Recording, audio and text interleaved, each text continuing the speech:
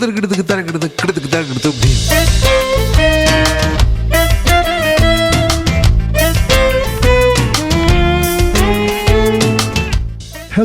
and welcome to the History of Bangalore. I am Ramjee Chandran here with Season 3, Episode 122. In the last episode, which was Part 1 of the Treaty of Seringapatam, the agreement was signed and the consequences for Mysore quite dreadful. Its territory reduced by half, treasury emptied, and the worst of all, its coastline gone for good. But while wars and treaties are often discussed in history as dry and inanimate fact, the very human aspects of it almost never make it to academic presentation. Such stories slip into cracks, into legend, and then come out embellished and often unrecognizable. To partially address that in today's episode, the Treaty of Seringapatam Part 2, I will bring you the story of a very human element in one clause of the treaty, the one that required the taking of Tipu's sons as hostages, the classic ransom demand, money for the return of children. This episode is what happened behind the scenes. But first, a word of thanks to my sponsors, the Prestige Group. Their corporate support makes this podcast possible. Building cities one landmark at a time, they transform dreams into reality. You can be a part of the future. Simply add prestige to your life.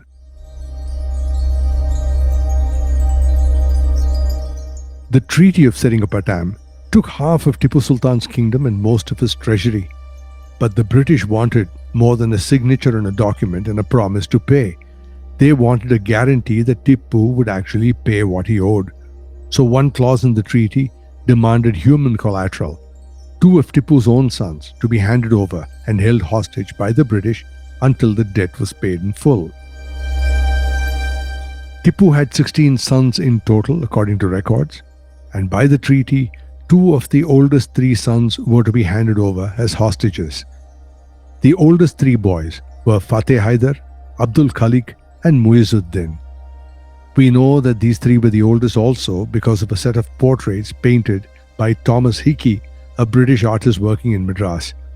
Cross-checked against the negotiations record and first-hand accounts from the British side, we can conclude that these 3 boys were indeed the oldest.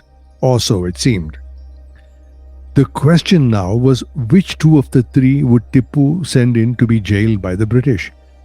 And would the British accept any 2 that Tipu picked? Or would there be questions about that and arguments? The discussion on which sons would be handed over and how that whole thing was done is interesting from the standpoint of how diplomacy and intrigue worked back in the day. In the several rounds of argument between Tipu's negotiators and the British, claims were made, claims were rejected, and the Mysore team's highly skilled diplomats naturally attempted to play the British over which sons would be sent. If the British wanted 2 sons as hostages, the obvious conclusion would be that they would have picked the 2 oldest sons to be sent. Quite naturally, that would have suited the British best, because the heir apparent to Mysore would be among the 2, and therefore these 2 considered the most valuable assets to hold. What suited Tipu best, of course, was that no sons were sent at all. This was an emotional thing for the father, and no father would like to be placed in a situation where he had to pick which of his children to send to a British holding centre, no matter how luxurious their prison. Tipu's side of the talks were carried out by a team of vakeels, and chief of them, Ghulam Ali Khan and Ali Reza Khan. It fell to them to do the best they could for Tipu and for the kingdom of Mysore. In later analyses, it becomes clear that their first order of business might have been to make sure that the oldest son, Fateh Haidar, was kept away from the British. And I say later analysis because to explain why they were arguing not to send Fateh Haidar to the British, they offered the explanation that it was a matter of honor. The boy, they said, and I quote, was obnoxious to his father. They said that Fateh Haidar was out of favor, disliked, not close to Tipu, and therefore Tipu would not choose to send him at all. This explanation was recorded by a British officer, Alexander Durham, who was present at these talks and recorded this event within the year in which he heard it. That said, Durham also wrote that he did not fully believe it either. He suspected that the vakeels had been instructed, as he put it, to sacrifice the truth in favor of policy, to hand the British a reason that sounded convincing without admitting to the real truth. Nonetheless, the vakeels stood firm on this point and Fateh Hyder was excluded. And I will return to Mysore's reasons for all of this, but let me go through the other two first. Next, Ghulam Ali and Ali Reza made an attempt to exclude the second son, Abdul Khalik. They told the British team that the boy, who was between 8 and 10 years old, was sickly. They said that he had been sickly since infancy and spent all the time with his mother inside the women's quarters of the palace. They offered alternatives, even in the form of senior bureaucrats who could be held hostage instead of him. But the British simply refused the argument. And therefore, Abdul Khalik was chosen, sickly or not. And then when it came to the third son, Muizuddin, the vakeels changed their approach entirely. Rather than argue him out of the exchange by talking him down, they instead built him up, and by all appearances actively pushed his case to be taken. They told the British that he was Tipu's favorite and even possibly the heir apparent. And then, to explain this rather puzzling decision, they said that Tipu Sultan would see this not as a loss for him, but a privilege for the boy and later for the kingdom. They said that Tipu Sultan saw this as a chance for the boy to be educated in close contact with three of the region's major powers all at once, the British, the Nizam and the Marathas. And then they made the case that since Tipu valued this son so highly, giving him up was proof of how sincerely Tipu meant the peace and to keep to the terms of the treaty. So in summary, this is what happened in the negotiating tent. One son talked down and excluded. An effort made to exclude the second son, but that exemption rejected. And the third talked up and offered as a prize. So in the end, Fateh Hyder remained in Seringapatam and Abdul Khalik and Muizuddin went to the British as hostages. Now, was any of what the vakeels told the British actually true? Historians have gone back and forth over this, and their answer is probably not, or at least not entirely. So let's return now to Fateh Hyder. Why was he not handed over? If he was not a favorite of Tipu and had been an obnoxious kid to handle, what merit was there in keeping him? One British officer named Alexander Bailey, who was also present at the time, gives a much more practical explanation for why that might be. Bailey wrote, Fateh Hyder was at the time a young man, about 19 years of age, with a cavalry command actively opposed to us. As simple as that. In plain terms, Fateh Hyder was already a working military commander. That was true, and in fact, Tipu had recently commanded Fateh to lead troops to relieve a siege at a fort called Guramkonda, and by all accounts, Fateh had fought hard and well, and that too at a very young age. There are some versions of how old Fateh was at the time. Historian Dennis Forrest says he was about 14, and Bailey puts him at about 19. Either way, he was only a teenager. But now, the disliked son's story looks much more like a cover for a military decision than an honest explanation. Because, under the circumstances, handing over an active and successful general, not to mention possibly heir apparent, would have been a real military cost, not merely a personal grievance. Then there was the next intrigue, the question of legitimacy. It might have been the case that all three boys were illegitimate children, all born out of wedlock. Fateh Hyder's mother was Roshni Begum, and she had been taken captive during an earlier war between Mysore and the British years before Fateh Hyder was born. She was not one of Tipu's formally married wives, and that put a question mark over how legitimate in the formal dynastic sense Fateh Hyder's claim as heir of Mysore could have been. Similarly, the second son who was sent was also not born of a formally married wife either. Abdul Khalik's mother was a Hindu woman from Mysore who had joined the harem. And the third son, Muizuddin's mother, Durdana Begum, had been added to the harem from Delhi many years before, actually during Hyder Ali's time, or so some records say. And if that is true, it brings into question the Mysore ambassador's story that Muizuddin was Tipu Sultan's favorite son and possibly heir apparent. Now, to add to the confusion, if that was possible, Mark Wilkes, who wrote the first serious history of Mysore, names a different son entirely, Muhyiddin. As it turns out, Muhyiddin might have been Tipu's fully legitimate child, born of Ruqayya Banu Begum. This was a properly married wife, Ruqayya Banu Begum. She was still there in Seringapatam throughout all of this until 1799, when the British finally took the fort by force and killed her husband. Wilkes never mentions Muhyiddin anywhere else in connection with the hostage negotiations. So Dennis Forrest picked up on that gap and suspected something specific, that the vakeels, helped by how close those two names sounded phonetically, Muhyiddin and Muhyiddin, quietly substituted one for the other, presenting Muhyiddin to the British as the true heir when he may not have been.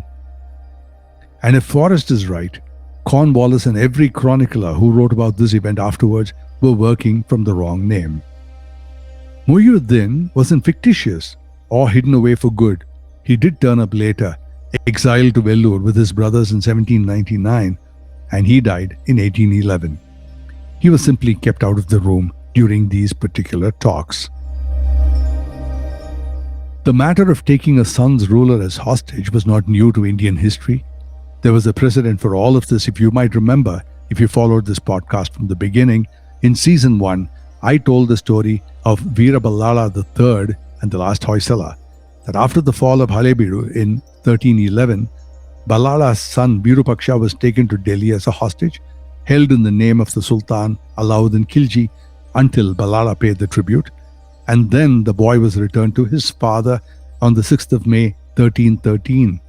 Just under 2 years later, Tipu's sons would also be held for almost exactly the same length of time.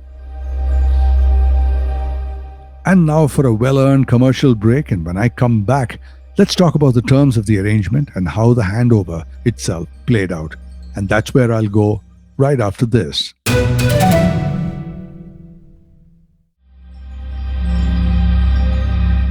The matter of the sons as hostages itself was already agreed to about a month before the Treaty of Seringapatam had been signed. In what was called the Preliminary Articles of Peace was included the requirement that two sons be handed over as security, even while the rest of the treaty was still being discussed, negotiated, and finalized.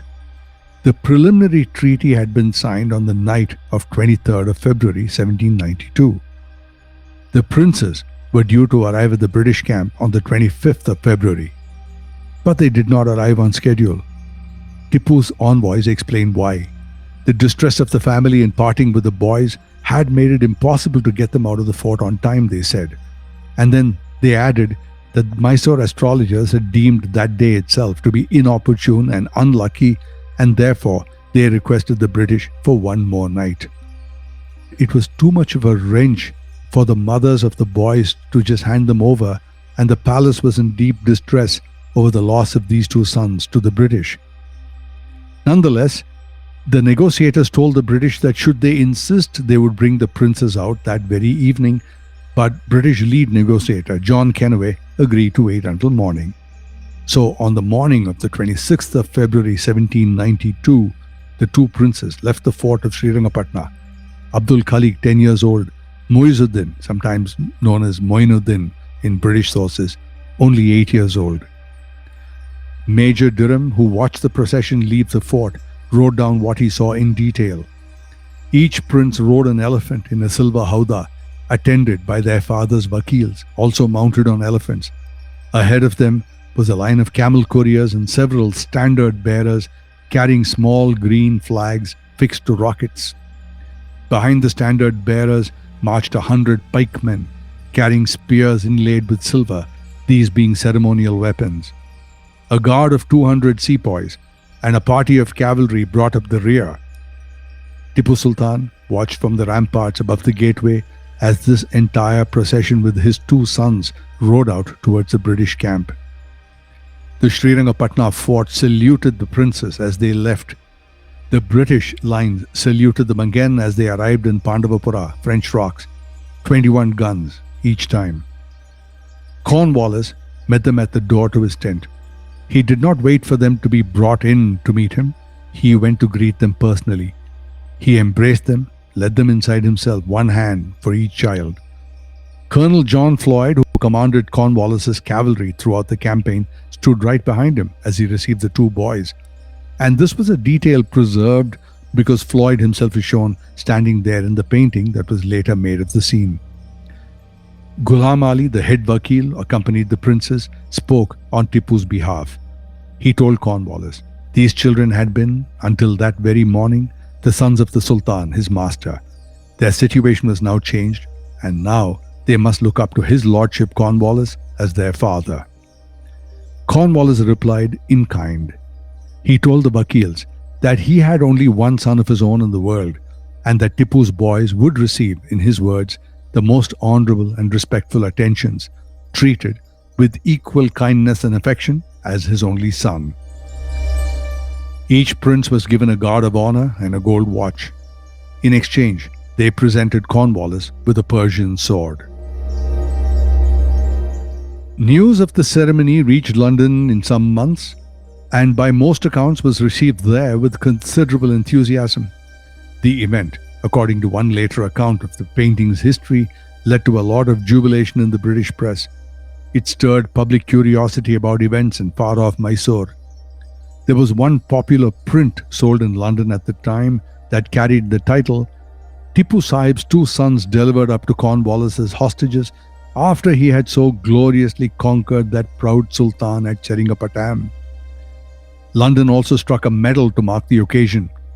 It was designed by artist C.H. Khoshla and produced at Matthew Bolton's Soho Mint, these details being important in history. Cornwallis's name and his titles ran around one face with the inscription, Charles Marquis Cornwallis, most vigorous of generals. The reverse carried a different motto, let it be right to spare the enemy.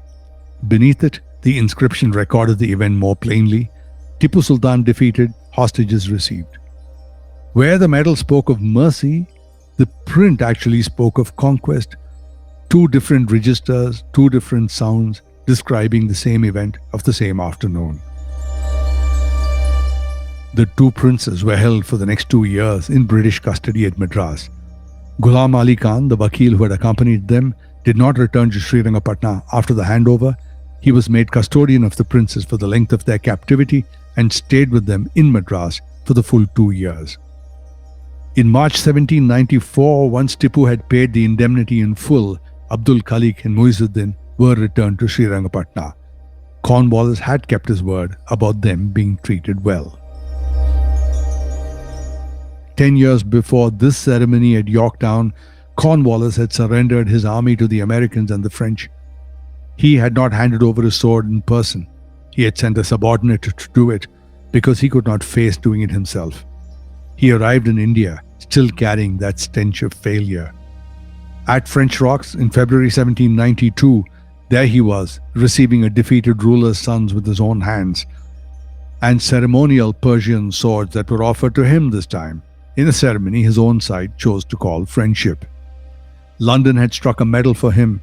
A painter named Robert Home, who was working in Madras at the time, sketching the scene to become one of the most defining images of the war. Later that same year, back in London, Cornwallis was raised from Earl to Marquis, a promotion granted specifically in recognition of his work in India. This is what I meant 2 episodes ago when I said that Cornwallis had a karma to settle. He settled it here at French Rocks, with 2 boys on elephants and a ceremony built around them. Cornwallis went home a hero. The next years were busy for him. He was appointed to France. He was appointed Master of the Ordnance, responsible for a large part of the British military.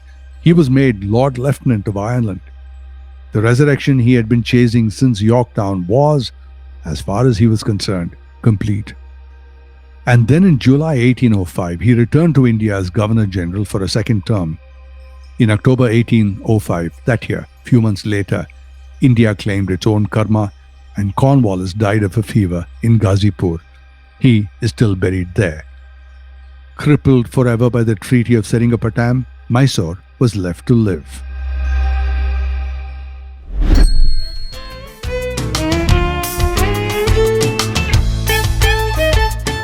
Two small princes went out on elephants and would return 2 years later to a kingdom that had not recovered what it had lost. Cornwallis found his satisfaction. Tipu would die 7 years later, but at the time he did not know that. And right now, he had a treasury to rebuild and an enemy that was not finished with him, nor he with them. All of those exciting episodes are coming up next. I am Ramjee Chandran and this is the history of Bangalore.